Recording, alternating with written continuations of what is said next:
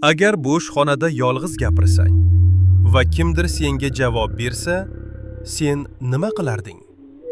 Bu voqea maktabda sodir bo'lgan. Hikoya. U maktabda darsdan keyin qolib ketgandi. Hamma ketgan, sinflar bo'sh. Faqat bitta xona ochiq edi. U ichkariga kirdi. Hamma joy jim. Shunchaki hazil qilib dedi: "Bu yerda kimdir bormi?" Va shu payt orqadan ovoz keldi. Bor. U qotib qoldi. Chunki sinfda hech kim yo'q edi. U yana gapirdi. "Kim u?" Javob keldi. "Sen."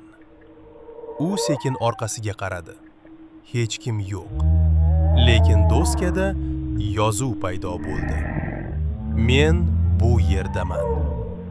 U yugurib chiqmoqchi bo'ldi, lekin eshik yopilib qoldi. Derazalar qorong'u. Doskada yozuv o'zgardi. "Sen ketolmaysan." Keyin partalar orasidan ovoz keldi. Xuddi kimdir emaklab kelayotgandek. U stol tagiga qaradi va u yerda o'zi yotganini ko'rdi. Ertasi kuni bu sinf yana ochildi. Lekin doskada bitta yozuv qolgan edi. Endi navbat seniki. Agar bo'sh xonada gapirsang, ehtiyot bo'l. Chunki ba'zida kimdir seni kutmoqda.